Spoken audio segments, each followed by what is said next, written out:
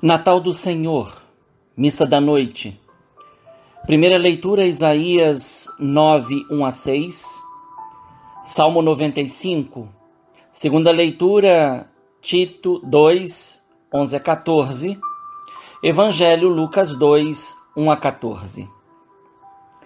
Deve-se falar do Natal a partir das leituras ou falar das leituras a partir do Natal? Acredito que as duas coisas são possíveis e válidas, mas seria melhor falar das leituras e do Natal a partir do mistério pascal, pois é o núcleo e o ponto de partida de toda a liturgia. Lucas narrou a anunciação a Zacarias e a Maria com um intervalo de 6 meses. Disse que Maria foi ao encontro de Isabel e com ela ficou cerca de 3 meses. Não dá a entender se Maria presenciou o nascimento de João. A última notícia dada foi: Maria ficou com Isabel cerca de 3 meses. Depois regressou para sua casa. Lucas 1, 56. Deve-se supor que durante esses 3 meses teria ocorrido o que se encontra narrado em Mateus 1, 18 a 24.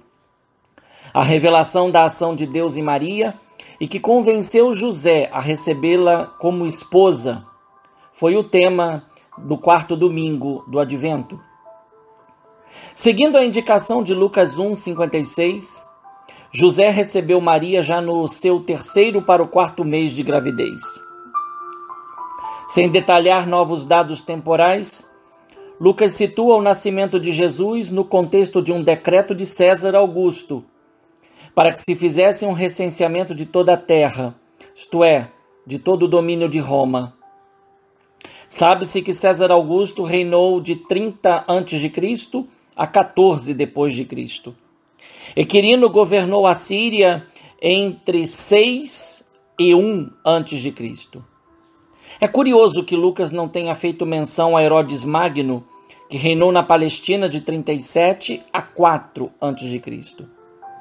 Por essas informações, deve-se situar esse recenseamento entre os anos 6 e 4 a.C. Mas os registros datam o fato no ano 6 depois de Cristo, criando uma dificuldade histórica e de difícil solução. Parece que a preocupação de Lucas foi a de oferecer um parâmetro para que pudesse falar do nascimento de Jesus dentro de um quadro histórico universal para o momento.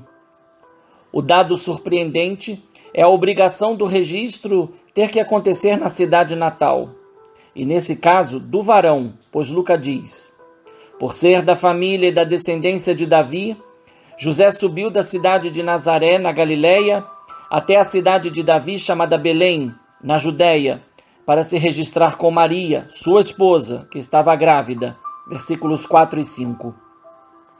Não se sabe como o recenseamento foi organizado. Sabe-se apenas de que devia ser feito na própria cidade natal. Também não se sabe a finalidade, mas pode-se deduzir impostos, mão de obra e, numa necessidade de guerra, convocação militar. De Nazaré da Galileia a Belém da Judéia, na época, a viagem podia levar vários dias. As dificuldades e perigos aumentavam quando o trajeto estava sendo feito por uma grávida de quase 9 meses. É possível imaginar e aceitar que José tenha conseguido um burrinho para atenuar a viagem para Maria.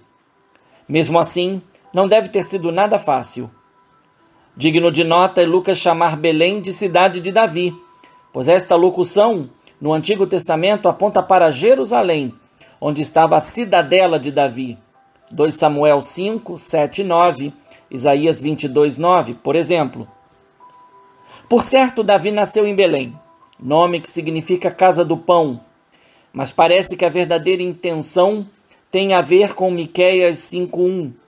Mas tu, Belém de Éfrata, tão pequena entre as famílias de Judá, é de ti que há de sair aquele que governará em Israel. Profecia que foi citada por Mateus 2,6 como identificação do local do nascimento do rei Messias. Nesse sentido, Lucas e Mateus atestam a mesma tradição, sobre o nascimento de Jesus em Belém e endossam a dinâmica promessa-cumprimento da vontade de Deus.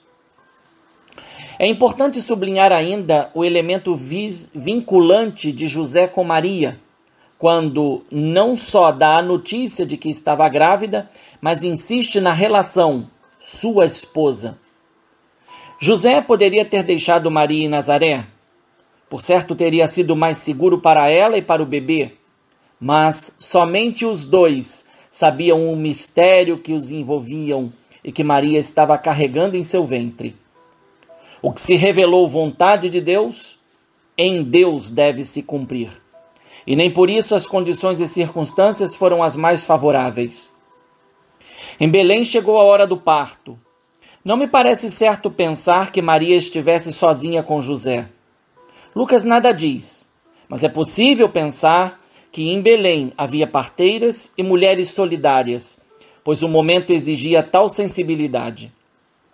A notícia de que não havia lugar para eles na hospedaria, versículo 7d, não aponta necessariamente para uma rejeição, mas é usada como justificativa para as 3 ações de Maria. Primeira, deu à luz o seu filho primogênito, indicador de experiência inédita, mas tem um valor teológico importante frente às heresias gnósticas e ebionitas, que negavam a encarnação do Verbo. Basta pensar na primeira carta de João. Segunda, ela o enfaixou. Se por um lado era o procedimento normal após a criança ser lavada numa espécie de salmoura, por outro lado, aponta para a ação que ocorreu na deposição de Jesus no sepulcro. Enfim, terceira, o colocou na manjedoura, que evoca o dom do alimento e se liga ao nome Belém, bem como aponta para a Eucaristia. O fato de mencionar a manjedoura permite pensar que o parto aconteceu num lugar reservado para os animais e que fazia parte da casa onde José e Maria estavam. A partir desse momento, o alimento está pronto para ser distribuído, a começar pelos que eram considerados malfeitores e, portanto, marginalizados. Entram em cena os pastores. Belém não é só casa do pão, mas é também lugar de pastores. Foi assim que Davi foi apresentado. Era pastor.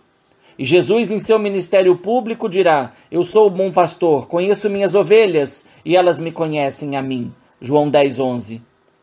Pelo fato dos pastores passarem a noite nos campos, permite supor que não era inverno, talvez próximo da Páscoa, entre março e abril. Um dado a mais que permite ligar o Natal à Páscoa, como foi dito no início da reflexão. O primeiro anúncio, segundo Lucas, encontra-se nos lábios do anjo do Senhor. Não se diz algum nome, mas bem pode ser Gabriel, que havia sido enviado a Zacarias e a Maria. Com a aparição, a glória do Senhor envolve os pastores de luz. É Deus exultando no céu e se doando na terra entre os mais humildes, porque a experiência é inédita. O medo faz parte, mas logo é afastado pelo anjo. Não tenhas medo. O mesmo foi dito a Zacarias, a Maria e a José. É o Senhor que confirma o que disse pelos lábios do salmista. De todos os temores me livrou o Senhor Deus. Salmo 34:5. O medo deve ser substituído pelo dom que Deus fez de si. Eu vos anuncio uma grande alegria, que o será para todo o povo. Hoje na cidade de Davi, nasceu para vós um Salvador, que é Cristo Senhor. Versículos 10 e 11. Deus não frustra os que nele esperam. Em breves palavras, séculos de expectativas são confirmados. Deus, enfim, cumpre as suas promessas. O anjo do Senhor não cita alguma profecia, mas define essa boa notícia dizendo que o motivo é um recém-nascido, que é Salvador, logo é juiz e libertador. É ungido, logo é o eleito, aguardado e é rei, pois tem vínculo com a cidade de Davi e com o próprio Davi, através de José. É Senhor, porque é Deus no meio dos seres humanos. É Emanuel. Diante de tudo isso, encontra-se a notícia contrastante do sinal dado. Um recém-nascido envolvido em faixas e deitado numa manjedoura. O sinal contém as ações de Maria. Os pastores não terão dificuldades para identificar o recém-nascido, bem como o acesso a ele não será também dificultado. Nasceu simples e humilde para os simples e humildes. Os pastores são os primeiros convidados ao banquete. A graça continua, pois a terra e os céus se unem. A terra é testemunha da liturgia celeste. Deus é louvado pelo que fez nascer na terra. Se nos céus se eleva a glória de Deus, isto é, o peso de sua santidade, na terra se derrama a sua paz, pois Deus manifestou sua justiça e sua misericórdia em seu Filho unigênito. É festa nos céus e na terra. Enquanto a corte celeste canta, os homens de boa vontade experimentam a presença e a força da paz, sinal de perdão e de reconciliação. Não é César Augusto o doador da paz, mas Deus em seu unigênito Filho, nascido por nós e para nossa salvação. Ele é o princípio da verdadeira paz, que não vem por imposição humana e muito menos por um recenseamento, mas pelo nascimento virginal do eunuco, arauto do reino de Deus, Salvador, Cristo e Senhor.